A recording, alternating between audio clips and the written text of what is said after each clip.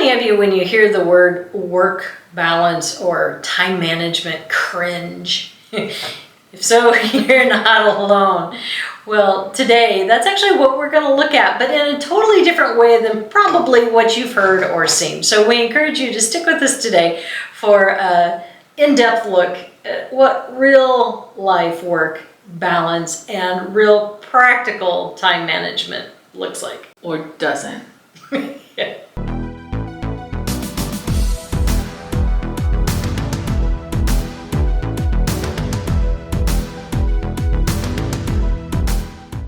We are so glad you're joining us today for Live Life in the Spirit. I'm Pastor Penny Schulz. And I'm Kristen Scharrenberg. And today we're glad that you joined us. And if you want to catch up on any of our recent or past episodes, we've had some really good ones, including our full study on Revelation.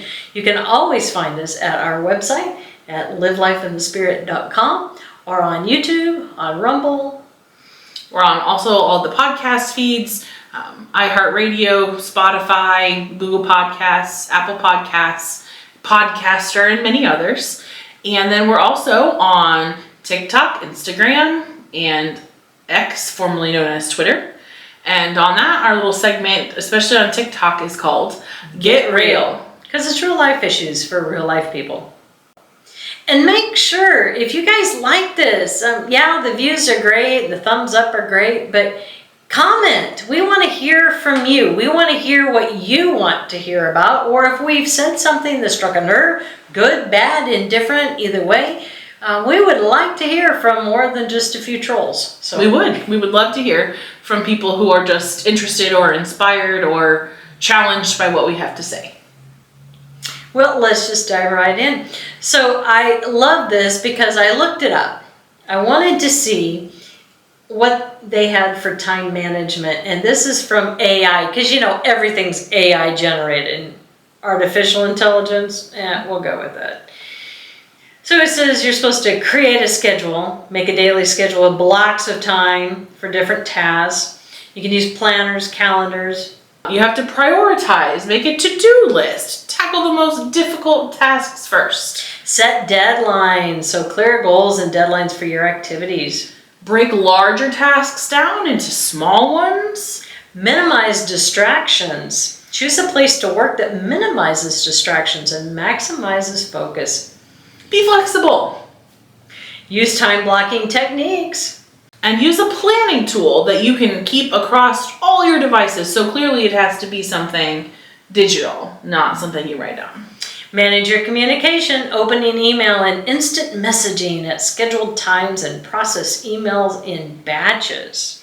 And manage your workload. Don't take on more than you can comfortably do. Well, can I just say, obviously this was written by a man, the AI is a man. This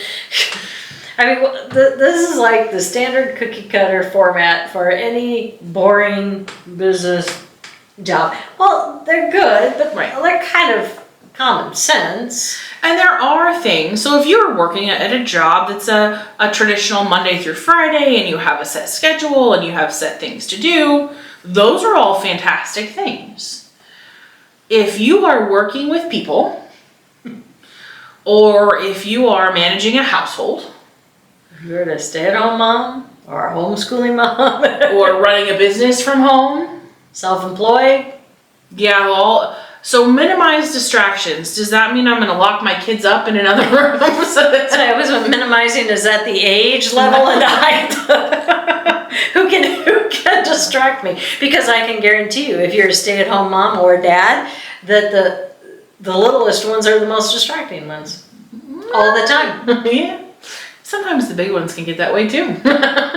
We're talking about this subject though, because it is important and it's something that many of us struggle with. We are not coming to you today as the experts in time management that have mastered the course and are ready to lay out all of our, fantastic wise wisdom. So if you ever found yourself going, where did the day go? Or I did have to laugh because as I was reading the ones on for pastors, they said if you were to ask any pastor what's the same common response, and it's always, what do you need? I need 3 more hours. I need 3 more hours. If I had $1 for every time somebody said, what do you need? And I said, I need 4 more hours. Usually I'm a little more. I say 4 to 6 hours, but. You need the days to have more hours in them. And it never matters how early I start, I needed more time. So if you find yourself like that, if you find yourself going, how in the world am I going to get everything done? Or there's always tomorrow, but then tomorrow just keeps going and going and going. And you have those projects, and I don't care if it's work related, if it's household related, there's always those projects that are not at the top of the priority list. It's real easy to go, well, the ones that aren't at the top of the priority list go down until you have a free day. Heck no, if you actually got a free day, that's the last thing you want to do is this pile that's now at the bottom of all the non-essentials, yeah. Oh, I get it. So how do you deal with that? And that's what we're here to talk about. And I think actually maybe we can give a little bit of guidance and stuff, because we live in a non-conformative society. Now, it used to be years ago that, as we said, you had the guys who went off to work and they had an 8 to 5 job, 5 days a week. And then you had the women who stayed home and they took care of the house, they took care of the kids. But let's be honest, when my mom was growing up, or even when we were growing up, we didn't get to go to near the things that, there was a fraction, absolutely a fraction. Like when you were in elementary, you didn't go to anything unless you had a Christmas program, and then when you got into junior high, we were lucky our practices were during the school time. So the folks didn't have to do anything till we went to high school. You fast forward to now, oh my gosh, I've got parents and grandparents and everybody who's running for T-ball or running for 3rd grade football or and then you get into all the league balls besides everything else. And it was always supposed to be on Saturday, and then Saturday switched to Sunday afternoon. The Sunday afternoon switched to all day Sunday, starting at 6:30 in the morning on Sunday. Now it starts Friday night, and it's all day Saturday, and it's all day Sunday. Or then it's all week too. So there is no downtime. No, and it starts at such a young age. Traveling teams for elementary school students. And one could argue, is that really beneficial? I know, I get it. We played the system. Well, if you want them to play in high school, they have to play in junior high, and they can't play in junior high unless they play in league ball in elementary. And in elementary, they can't play unless pretty soon they're going to be born with knee pads on or a football helmet. And how many of those kids? Okay, and I say this from all sincerity, because we gave our daughter, she was extremely talented, in volleyball, unbelievably talented. And we tried to help make that dream come to reality because she wanted to play it on a college level and she wanted to coach. And so within reason, we did what we could to make that happen. She got to a couple different teams in college, but she got disillusioned with that right away because it was not what she thought it was going to be, not in a good way. She still went on to school. She's going to be a teacher and she's going to be a coach. And well, she had those experiences, but guess what? Her other 2 girls, they're not doing that with their lives. And it was there, but it's like if we've been pushing, the majority of everybody who goes and does all that doesn't end up doing it later in life. No. And all that missed out time and the crazy chaos that it creates at home for everybody. Yeah, what's the value added to the family and to that child? And where's the balance? And especially you see kids who are like, did you do your homework yet? Well, no, but I'll do it after sports, or I'll do it after this, or I'll do it after that, or Yeah, and then school starts to suffer. So anyway, we just wanted to get back to I went off on a rabbit trail there, so sort of. Well, anyway, I'm laughing because I'm looking at this and it says conduct a time audit. How many times have you conducted a time audit? Probably at least half a dozen. I would say probably every 2 months I do. The problem is I can do a time audit all I want and nothing's going to change. Really, it's not. It's kind of like diets. You know, they talk about you do this, but you have to have something that's practical and sustainable. And it's the same way with time management. If it's not practical and it's not sustainable, then there's no point. You can't keep it up. Well, it does have a few lists of things of like the benefits. Benefits, yes. Good time management can lead to a more healthy and balanced lifestyle, which I think we would all love to achieve. And so it can reduce your stress. It can help increase your energy. It can help you achieve your goals more efficiently and help you prioritize what's really important in life and maybe things that aren't quite so important. You can accomplish more in less time. See, I can't even say it because this is the one I struggle with. Reduce procrastination, boost confidence, and get further in your career or your education. And well, those are all really good things. Really good. And legit. What if the majority of the things that are causing you stress and draining your energy are not things that you can control? And that is where this loop is. I talked about that time audit. The problem is the benefit of doing that is supposed to reduce stress. But if you're doing a time audit full well knowing that nothing is going to change, then it just creates not only more stress, but guilt. And that guilt can weigh down so much on a person because, you know, there are good things about that. You know, especially if there are people that are procrastinators. And it's good to have some sort of a guideline to keep you on track. Well, and if you've never really done any kind of time audit or figured out where your time is going, it's a great thing because you might have some time sucks, that's what they're called, that you don't realize. Maybe if you sat down and kept track of your time for a week, you would be shocked at the amount of time you spend scrolling on Facebook. And you knew you did it a little bit, but just here and there, but you didn't recognize how much that time was adding up. And if that's fine with you, then that's fine. But if you're like, man, I'd like to do more with my time than that, then you can make some changes. Those are the things that you can control, okay? Prioritizing what's important. Right. Sometimes we get caught up in the stuff that we know that they're really probably not the most important, but we don't want to move to the important thing for some reason. It could be overwhelming. It could be more stressful. It could be we don't feel equipped for the task in that moment. I mean, there's a whole, I can give you a whole host of reasons why I might procrastinate something more difficult. But identifying some of those things and then having people to help you be accountable and some of those kinds of things are things that we can talk about. But the biggest problem is, okay, so running your kids. My kids are in some sports, then they're in some activities outside of school, and then they each have weekly appointments that are both out of town in opposite directions. That doesn't include any of the things that I do, or this. So even just with that, I can't change, I don't want to change the things that they're doing for extracurriculars because those we've decided do have added value. And I've seen a lot of improvement in them. And then like their weekly counseling appointments, those aren't going anywhere.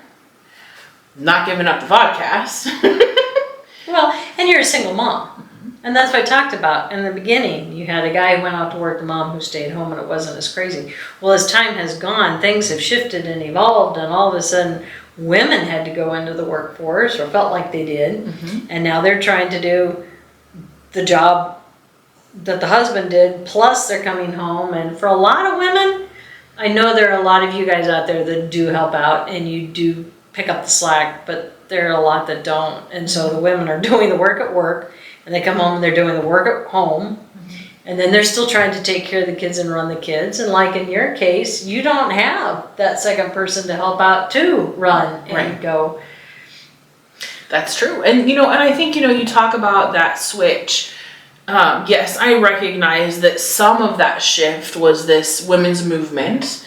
And because there was a population of women, I think always, who not that didn't think that raising children wasn't an amazing and important thing, but they felt called to do more. I mean, I think we're all called to do what God's will is for our life and his plan for our life. But if that isn't it, then that became kind of a push-pull in women for a long time. They were guilted for wanting to have a job outside the home.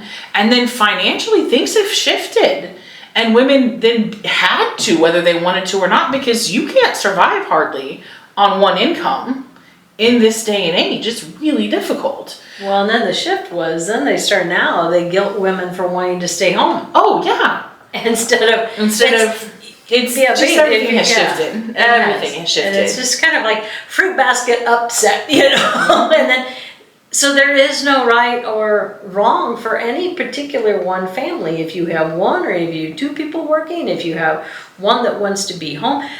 We're in a day and age where sometimes if one wants to stay home with the children, they have to decide who makes the most money, and sometimes it's the women who have the better paying job, and so it's the dad who decides to be the stay-at-home dad. And then that throws in a whole host of other outside, we're doing better with a culture that is trying to help support that, but there's still a lot of negative connotation that goes to that, just like there is for women. It's kind of the same thing with homeschooling now too. It's starting to gain ground, but if you are a stay-at-home mom who is trying to homeschool, oh man, society is, in fact, it's even interesting, some of the political ads, I know this will be then outdated later, but some of the political ads that are coming out right now that are actually bashing kind of that very thing, which is interesting. Right. How sad. It is sad. Because the families that are making that work, they're making those choices because it's what they feel is best for their family. And some of them are just rocking it out. Hats off, or a round of applause to those families doing that, because you don't need criticism, you need accolades, and you need support, and realizing what a challenge that is. And that if you feel like that's what's best for your family, then... Well, and I almost got to say, I think for the ones that I know and have talked to, the moms who are actually homeschooling, when it comes to time management and balance, man, they're rocking a lot of this. And I think so. If you're still really, really struggling and you need some practical experience, I think you need to go find yourself a homeschool mom. Oh, 100%. Because it's amazing how they can make order from the chaos, and they have figured out, because you have to. You can't not be organized and be able to do school and still have chores, because a lot of them even are living on the farms, and you've got all that stuff to do, and to carve out that me time too. Rest. Talk about rest, because that's almost like a dirty word right now too. Okay. Self-care. I mean, everyone talks about self-care. They talk about it, but then when you really try to implement it and do it, then it's almost like it's a bad thing. So you've mentioned guilt a little bit, and I think there's something that as moms in particular, I'm not saying that all parents don't have this, or everyone in general, but I think as moms in particular, this whole mom guilt, I mean, we even have a title for it.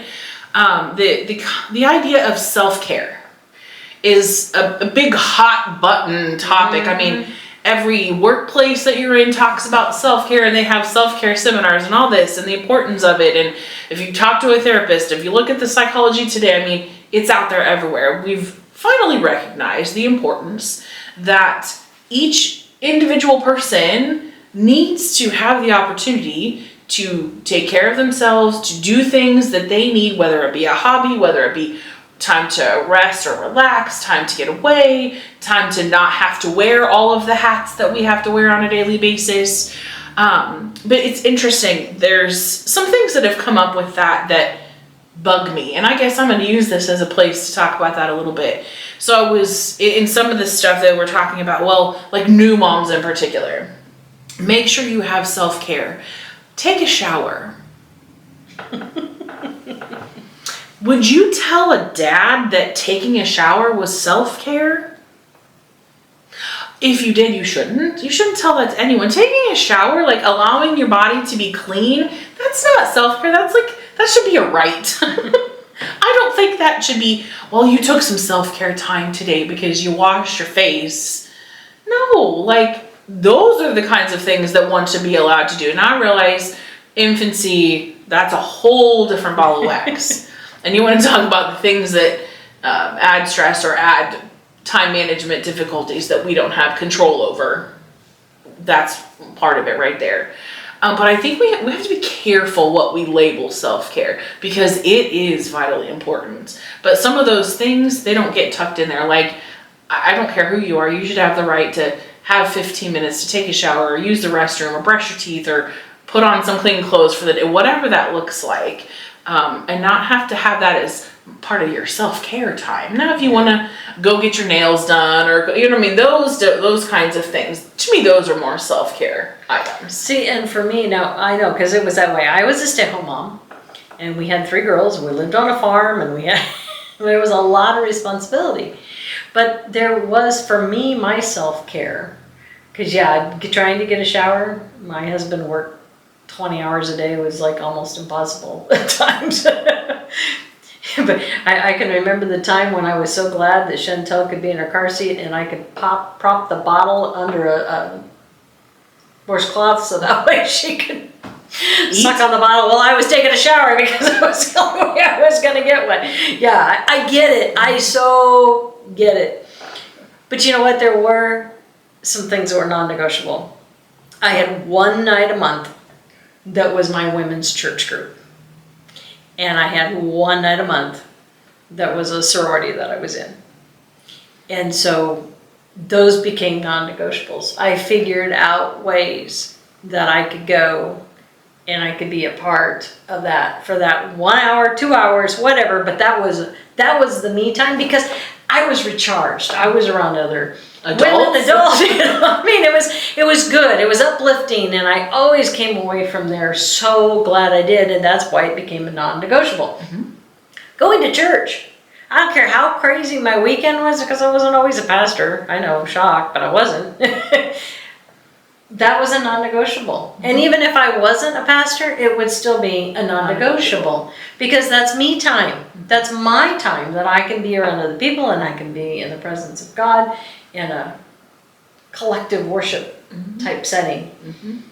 Well, and train up your children in the way that they should go, and they will not depart from it. I lost the verse right there at the end. And I'm the same way. I've gone through times where getting to church was more difficult, but they were short little times where I was struggling with something. But especially once the boys came into my life, we're going to go to church. You want to have a friend spend the night? Sure. They can either come to church with us or they can go home before we go. You're going to go spend the night somewhere else? That's fine. I'll pick you up when it's time for church. You know, you chose to stay up late last night. That's too bad. You can take a nap on Sunday afternoon. You know what I mean? Like, it is a non-negotiable. And because once you get out of the habit, it's far too easy. Too easy to and stop. We talk about priorities. 100%. Because then everything becomes a priority over God. Right. And we have a culture that does not support prioritizing God. No, not anymore. So have you ever wondered if the Bible actually talks about time management? That's a few nuggets. It does. Some good ones, though. Paul says in Ephesians 5, verses 15 through 17, "Look carefully then how you walk, not as the unwise, but as the wise, making the best use of time, because the days are evil. Therefore do not be foolish, but understand what the will of the Lord is." And I think right here, nuts and bolts, that's really what it's all about. Because we can have our stress all over here, we can be all crazy about, I can't get it all done, I don't have enough time, and I can't prioritize because it's all important, and you can get into this loop. Yes, you can. But I love where it says, look carefully then how you walk. And he's talking about how you spend your time, how you're walking through the day. He says, making the best use of time. But he doesn't just say that and leave it out there. He says, but understand what the will of the Lord is. And that really is ultimately what it's about. Because if you're struggling with your schedule, if you're struggling with your time management, if you're struggling with your sanity over this, or your guilt, have you taken it to God in prayer? And I don't say that flippantly, because I have done that many times. And for me, it's always been, Lord, what's not important? I know it's all important. It's, Lord, if it's not what is important for me, Right. it's all important, but maybe somebody else can do it. And it talks about delegating, but you know how that is. You delegate it and then they don't do it. You spend more time trying to Fix it or whatnot. fix it and do it afterwards. Yeah, if you just did it when you had time. But I say, okay, God, what can I remove? What from my plate? Mm-hmm. Again, it doesn't mean that it's not a priority in the grand scheme of things, Right. but somebody else is called To do that. to do some of it. Absolutely. And that does kind of help, because there have been times where I've been pleasantly surprised, and there were things that I didn't have to actually do after all, that somebody else stepped up and said, you know, I really felt like I was supposed to do this or that. And it allows others to answer God's call. And then it allows us to focus our time and energy where it needs to be. And, you know, again, prioritizing not what we think is important. Because sometimes that it can be really easy. Well, I think my kid should have to be able to do this and this and this and this and this and this and this and this and this. Take a breath, step back. Okay, God, help me figure this out. And I'm a big fan of the word value added. What value is this adding to your life, to your family, to the kingdom? You know, is this doing anything? Because really, ultimately, everything should be about God. Well, if you look at, okay, so just take one kid, right? Mm-hmm. And you were talking about that. What can they be in? What should they be in? What is a priority? What's not? And you want them to have everything you didn't have. Well, that's crazy, because we have a lot that our folks didn't have. Mm-hmm. You know, there is a limit. There is. So let's say that you have 5 things picked out for them to do, or just even 3 things, right? And then it's like, okay, how does that affect your time then? And then if you have 2, 3, 4 kids and they each have the same amount, how is what Junior over here is doing going to affect Sally over here? Mm-hmm. Like you said, if they're at opposite times, or if they're, you know, sometimes it's okay to say no. Mm-hmm. Sometimes it's okay to look at the family dynamics and realize that, you know what, in order for me to run child 1 to absolutely everything, the other 2 lower ones here are really going to suffer, because they're not going to get the sleep they need, or they're not going to get the, you know, the quality time with something else. Then maybe that's not a good thing to do. Right. And it's okay to sit back and look at those things, because ultimately we're talking about peace in the home and some harmony. When it is nothing but chaos and there isn't even any more room on your calendar to write one more thing, it's time to step back and go, oh, okay, what maybe can we eliminate a little bit? And we'll probably at some point in time, I know we've talked about this, do more of an entire episode on this, but your children don't have to be the top priority. Like, it's okay for you to put yourself and your spouse and your whole family over their individual desires. Not needs. There's a difference between needs and desires. Yes. And wants. It's actually good for them to not have every single thing they want. Mm-hmm. Because as an adult, do you get every single thing that you want? No. So, just a little bug in your ear to be continued.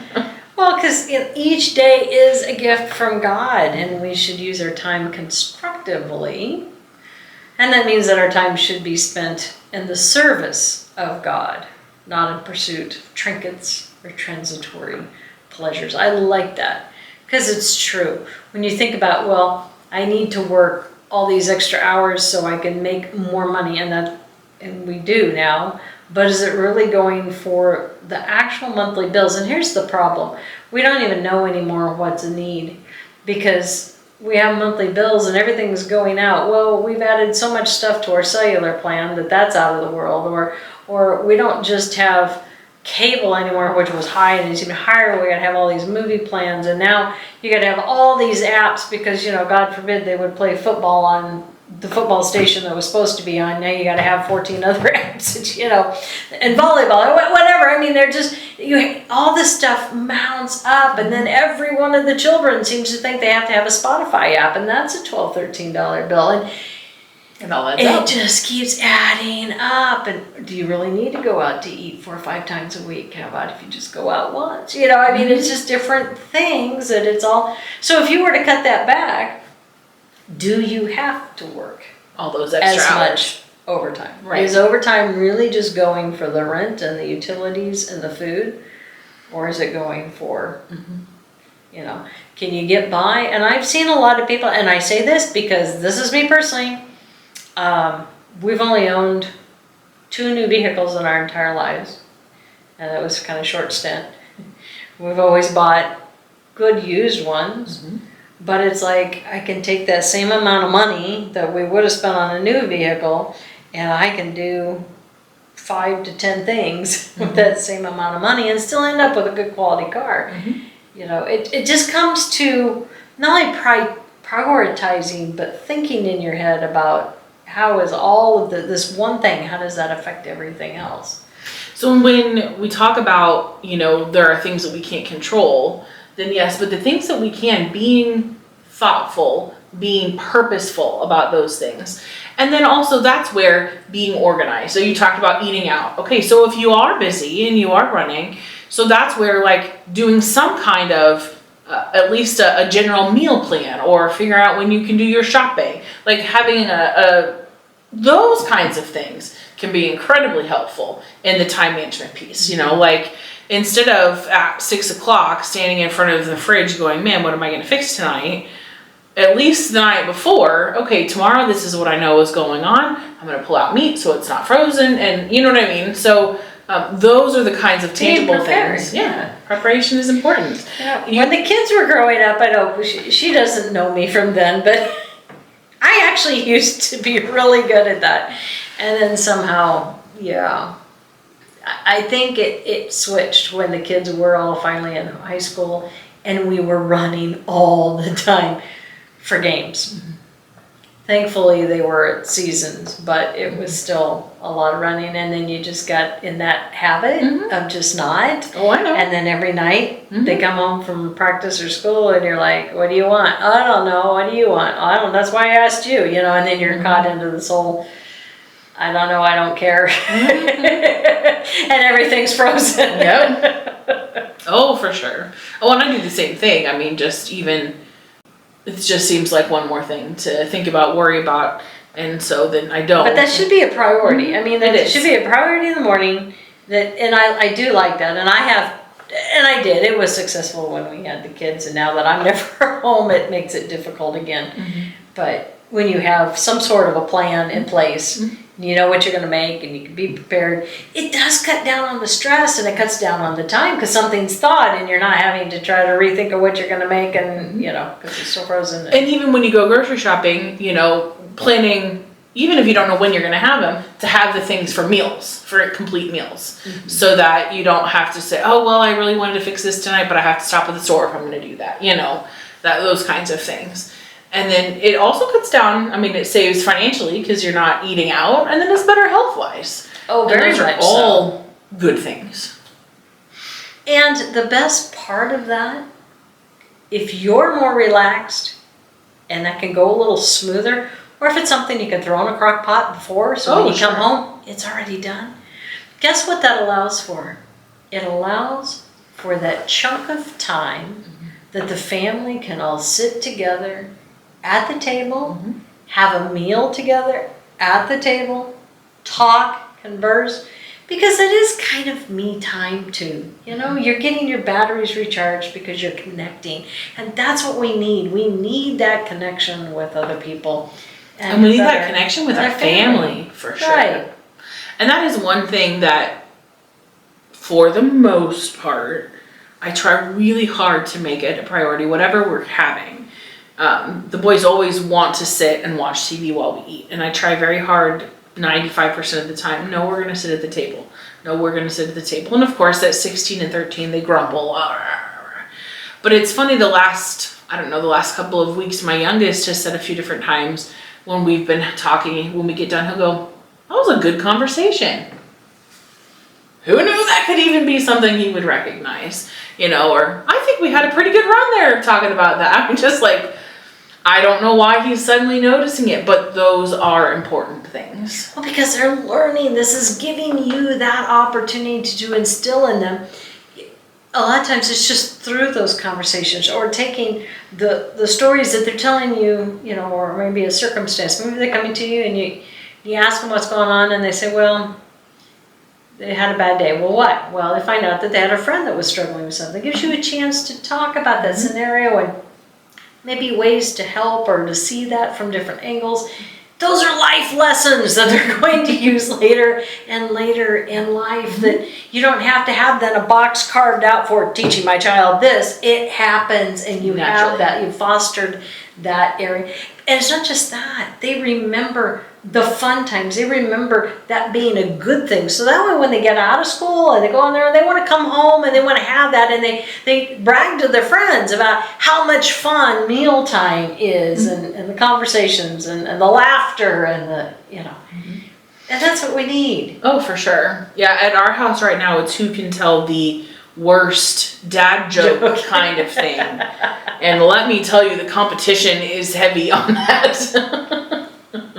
I've been in on some of those jokes. Yeah, they're bad. But it's fun, and it's good, clean fun, and that's needed. That's needed.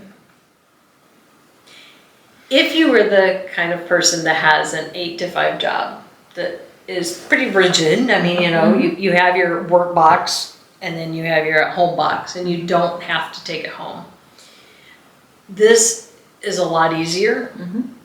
And I realize sometimes things can be really chaotic at work, don't get me wrong.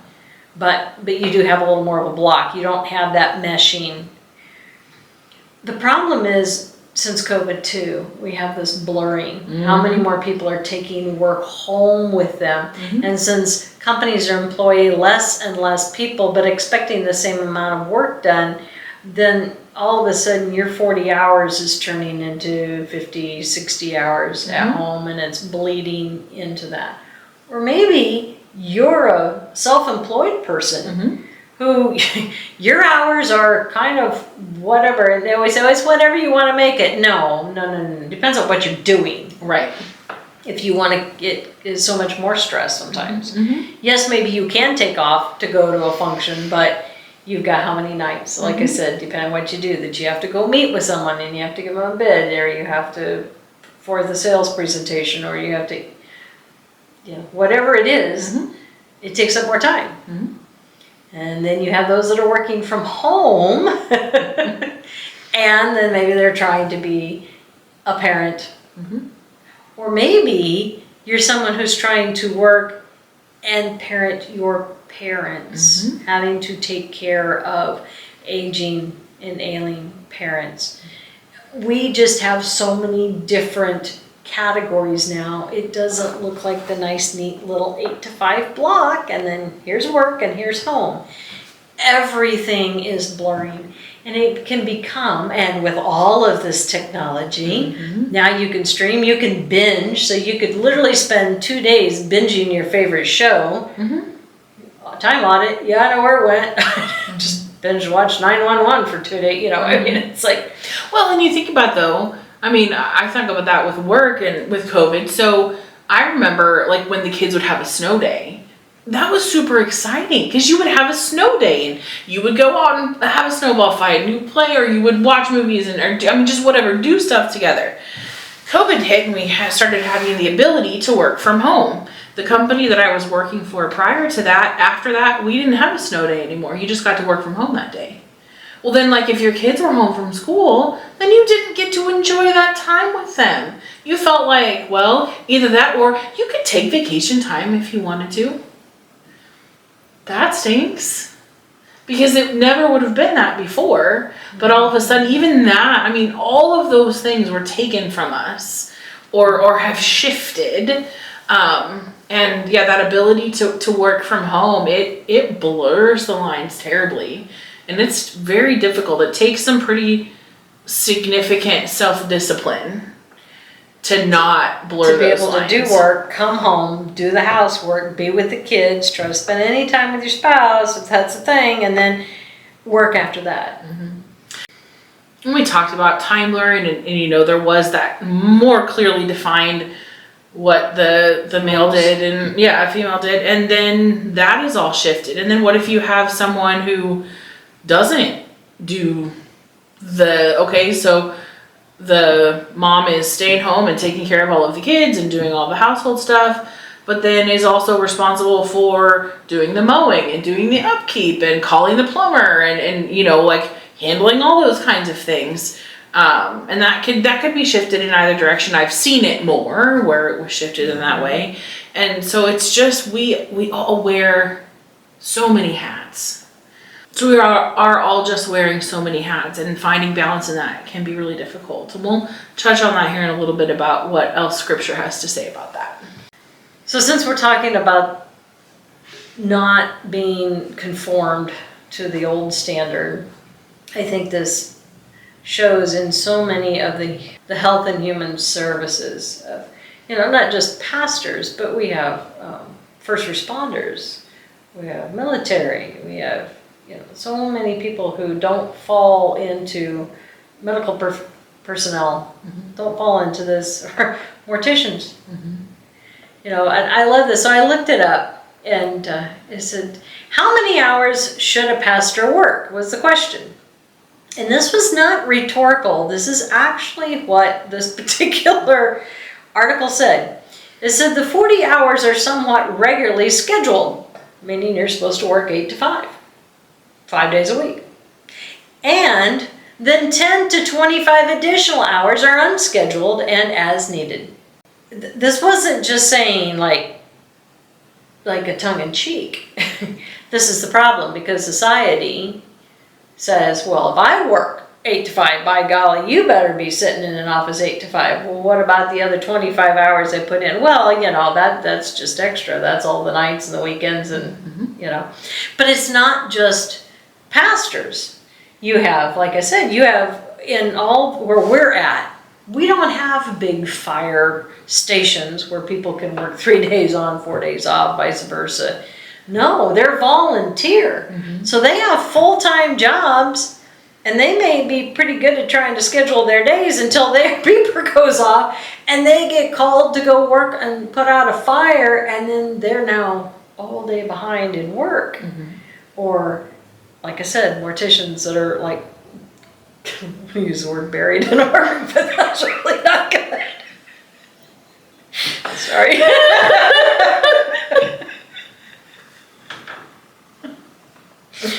Oh, they're just dying to keep up. And then you have to go get a call at the middle of the night. Or I worked in radiology, and it was the same way. Where I was working at a small hospital, we couldn't get anyone else. And so I was on call 7 days a week, 24 hours a day. I had to work my 8 to 5 during the week, and then by golly, I was on call every night and the weekend. How do you plan? How do you carve out time? How do you have me time? Because you can be sitting in the tub and get a beeper goes off, you know, I mean, kind of thing. It just, there is no taking off for a relaxing weekend. So I get it. Well, and I think that's where sometimes helping others to manage expectations and doing what we can to kind of shift some of the narrative on that. So I know the company that I worked for before, it was a fantastic company. They did a lot of great work. So the people in the office, in the main office, they worked a traditional Monday through Friday, 8:30 to 4:30 job. And so they expected us to be there those hours. But the thing is, we were helping people work. Not most of the people that we helped work did not work Monday through Friday from 8:30 to 4:30.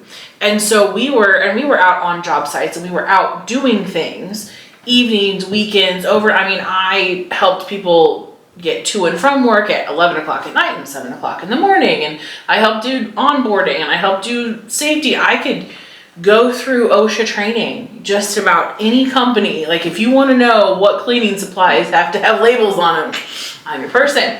So all of those different things, but then they struggled then that we weren't in the office. So they assumed that we must not be getting our work done.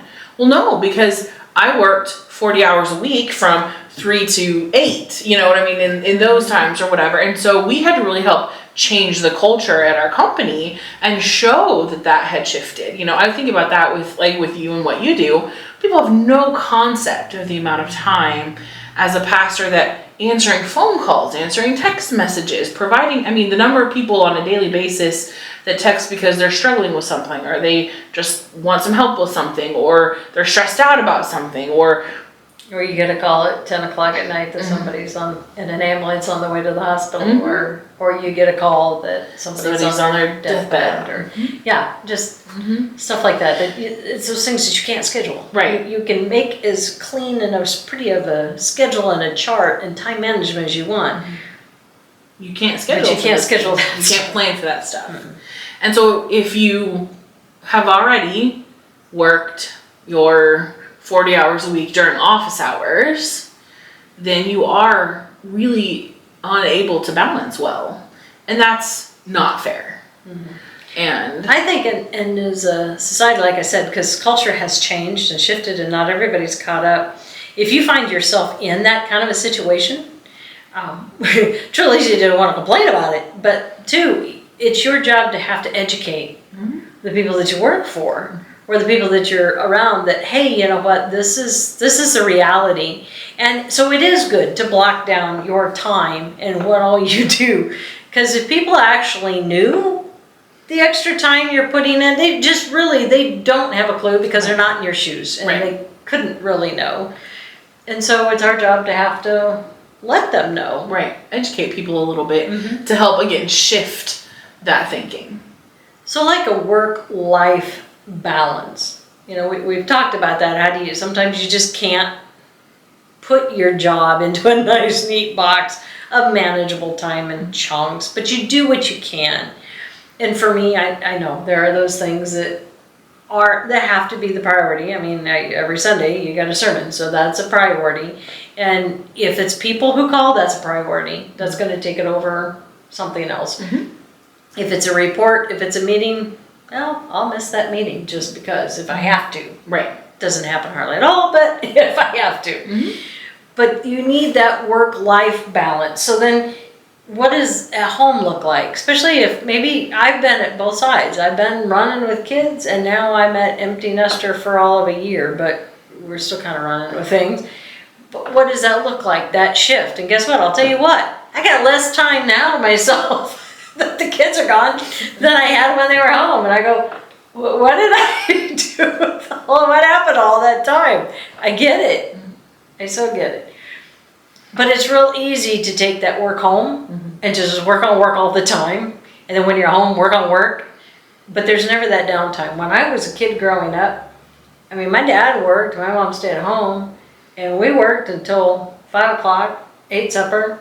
We watched TV all night long. I can just remember all the shows of what time they were in and what order they were in, because that's what we did all the time. So we had lots of downtime. But we were busy, we worked hard. It just seemed, when they talk about times being simpler, that's what it was. But we didn't have any electronics besides TV and radio. TV and radio. We used to actually go and visit our grandparents because we'd be bored. Now, people would kill to have time to be bored. And not my kids. Well, if they have more than 30 seconds to themselves, they're bored. Right. But they have a phone or a tablet to take care of that. So that work-life balance, that is really, I think, ultimately what the scriptures try to talk about, is that balancing each thing out in harmony. Because if it's all one thing or not the other, again, it's not sustainable. Right. And that's really if it's not something that you can keep doing for any length of time, then it's not going to last. And we all have seasons where things are more difficult. So if you might have a season, like when you have an infant, when you have a newborn, that is a crazy, exhausting, like there is not scheduling that, you know what I mean? But that has an end in sight. You know, or... And if you're in the craziness of kids being involved in activities, enjoy it because it will be over. We're not saying that that's all bad. I mean, again, my kids did it. It was crazy, but it ended, and now they're gone. It's just different, you know? Or maybe you're dealing with, like we said, alien spouse or alien parents or alien, you know, maybe it is an alien child, something that a lot of your time is just taken up with that. So it's hard to carve out that time. Right. You know, it talks about taking advantage of morning hours. You know, if you're a morning person, that's great. If you can get up at 3, 4, 5 o'clock in the morning to do your stuff before the rest of the world rises, you can get a lot done. That's not me anymore. I used to be a morning person. Now I do my best work at night when everyone else has gone to bed. How about you? Oh, 100% the same way. I'm working on even finding balance in that. Maybe not working quite so late or doing things quite so late, but I do. I've never been one who, my brain just doesn't work as well in the morning. I do better in the evenings and at night. And so again, as long as you're taking advantage of those hours and it's not impacting your family in a negative way, you know, I do it after my kids go to bed. And at this point in time, I don't have anyone else to share that time with. So it's not like I'm taking away from family time in that respect. When I was staying up too late and it was affecting my sleep and my ability to get up and function as well in the morning, and that, you know, again, it's finding balance. It's finding balance in all of that. And, you know, you have talked about something too that I think is important to note on that. So let's say you're running this family business or working from home, or you have a business or whatnot. I think even in this finding balance, you know, we use that drive to make more money and to have a bigger business and to do more and that kind of thing. And those are not bad things, but if that becomes then all encompassing and you're choosing to work all day and then have meetings and go meet with new potential clients and do bids and all of that kind of, whatever the work looks like in the evenings, and you're always focused solely or mostly on that, then your family is suffering by your absence. And so maybe then that leaves one spouse at home doing everything and really having to be a single parent when that's not the dynamic that it should be when there's two parents there. And then you're missing out on that opportunity with your family and all of those things that you're not getting to be a part of. And so it's cheating both sides when you do that. Well, and I do like, and you know, we are in a culture where marriage it's always been a little bit of a struggle anyway, but I mean, it's so much, especially when we're being pulled in so many directions and influenced by so many things. A lot of the reason for that is because we don't have that quality time anymore with each other. And so that is another one of those, when you are looking at managing your time, you need to carve out. So if you put things on the calendar, so you know you need to set a date, a day and a time, say this is going to be date night, whether we go out or not, this is just blocked off for just the two of us. And maybe, you know, got to get a babysitter possibly, or if you have a downstairs or an upstairs, you put a movie on for the kids and you put them up there, and they do learn. You tell them this is mommy and daddy's time. And so we're on a date, and you give them popcorn or whatever and put them up there. And they do. It doesn't take long for them to learn, and they know. They'll be the first one to say, oh, mommy, daddy's time. And it is, and that is so vitally important. And then you're also teaching them that that's something important that they need to do when they get into relationships, when they get older. And then when the kids are gone, it's so important to not let that go. You need that time, and you need to put up those boundaries to protect that time. Because if you don't, I guarantee you, it's just like going to church. You don't do it once, it's gone. You have to be forthright with it. And diligent. And prioritize what's important. And that should be, in my opinion, church, spouse. It should be your two top priorities. And then everything else fits in around it. I like that, you know, that even Jesus and all that he did and his connection, he took time to say, he set aside time to pray. He took a lot of self-care time. He was always going off to be by himself. And to spend time with God. So one of the scriptures that came up when we were talking about this was Luke 6:12. It says, in these days he, Jesus, went out to the mountain to pray, and all night he continued in prayer to God. And scripture, this is in Luke, but it is full of times when Jesus took himself away to go spend time with God. And, you know, we are meant to look at Jesus as our example. He is the perfect example. And so recognizing that top priority has to be, no matter what, all of the chaos that is happening, the only thing that really helps us manage it is if we make God our priority, and taking that time to go and to pray and to spend time with him, because then he can guide you and tell you what what you can eliminate, what you can keep, what is your priority, and what you can actually put off until next week, even if you don't think you can. Right. And having that time is just vital for so many things. And so recognizing that does need to be your top priority, and that's hard. We live in a society really that says oftentimes your kids needs to be number one. Yeah. And that is not scriptural. God is meant to be number one. Your spouse is meant to be number two, and then your family falls in the rest of that, you know. And so recognizing that priority shift that has happened in society, and knowing that as Christians we need to really return to that.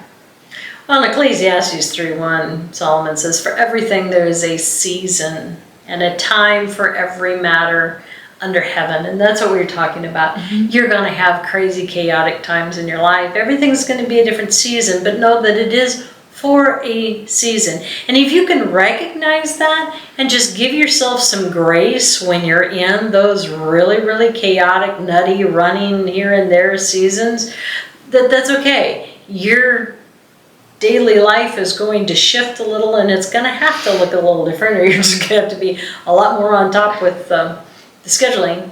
But know that this too shall pass, mm-hmm. and that you'll be on to another season, and it will pose different opportunities and different challenges. That's true. And in Mark 6:31, Jesus told his disciples, "Come away by yourselves to a desolate place and rest for a while. For many were coming and going, and they had no leisure even to eat." And so I just love that Jesus even reminded the disciples, like, you've got to take a chance. You've got to take the opportunity to rest, to recharge, to eat. Like, it's okay, and it's scriptural even to do those things. And look at what God did with Elijah. You know, Elijah was ready to die, and God was like, take a nap, have some bread, have some cake. We joked about that, and it'll be okay, you know. And so if you do feel like you have reached that point where you're kind of at the end of the rope, or you're just stressed to the max, sometimes taking some time to rest, to eat, a nap and a snack can go a long ways. God knows that we have physical needs, that we have to rest, we have to sleep, we have to eat, and that those things have to be sustained, and he wants us to take the time to do that as well. I guess so what we want to leave you with today is just that we get it, we understand it. I wish we had concrete answers, but it's kind of like nailing Jello to a tree. You just can't. If most of you are probably like the two of us are, and we have totally different work schedules, totally different home life schedules right now, and it's still just as crazy and chaotic. If you're suffering from guilt, don't give yourself a little room to breathe. Look at your schedule. It's always good to take that time to look at your time, map it out, see if there is something that you go, oh man, I'm spending 2 to 3 hours on Facebook. I didn't realize that. Mm-hmm. Or maybe you're spending an hour playing a game on your phone. That if that's how you want to spend me time, fine. But if you want to read a book or do something else, and you say, I don't have any time, well, maybe you can swap those two. Right. Something like that. Right. Not that, we're not saying all of those little time sucks or whatever are bad, but making sure that you're aware of the amount of time you're spending doing things. Right. Or just even doing the meal prepping. That's so good, because I can take a big stressor and a big time thing off. But you know, I want to leave you with Proverbs 27:1, which the heart of the man plans his ways, but the Lord establishes his steps. And that's ultimately what we've been talking about. When we spend that time making God the priority, at least making sure that time is carved out, and then listening to what he has to say, because he will establish your steps. Even though your plans may be over here, he may say, no, I want you over here today. And if he says that, know that whatever you had planned will take care of itself, or it will be there when you get back. Right. There have been many times when that's happened, when God's Taking you on a detour. something else, and I don't stress over those things because I know that if I need the time will be there. If I need the energy will be there, or somebody else will take care of it, or it'll just disappear, and I didn't need to do it in the first place. Amazing. It is amazing. You know, Psalms 90:12, David said, "So teach us to number our days that we may get a heart of wisdom." And I think that's it right there. Our days are all numbered. We all have just so many minutes, and they say that doesn't matter if you're rich or you're poor, you have how many seconds out of how many hours, how many minutes, how many seconds out of a day. Everybody has the exact same time. What we choose to do with that time is really what's important and what it comes down to. And so we hope that we've helped you provide a little levity, a little thought. Comic relief, if nothing else. If you know us, why are they talking about time management? No, I'm kidding. But just knowing that you are not alone in this struggle, but take it to God, talk to Him, ask for His guidance in all of that. And He will truly, truly show you. Just make sure that you're making Him a priority. And if you're in one of those seasons, I do want to say this, if you're in one of those seasons where getting away for an entire weekend to spend with God is not something that is available to you, recognizing that you can, so if you're in the car, rather than cranking the music up every single time you get in the car, pray while you're driving.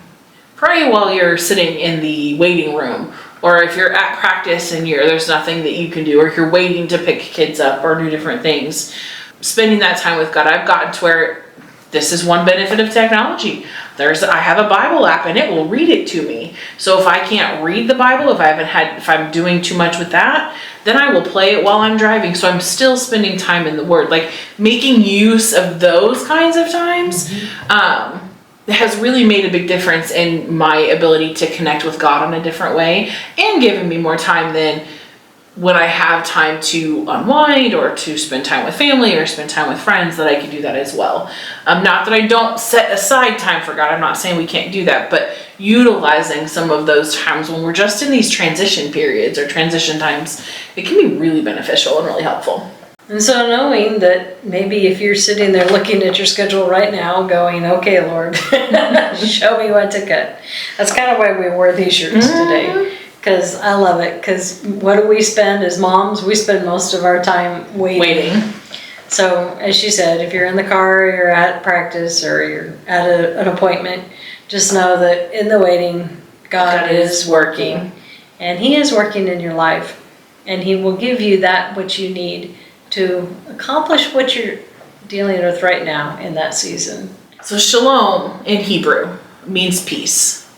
And we leave that with you today. Shalom.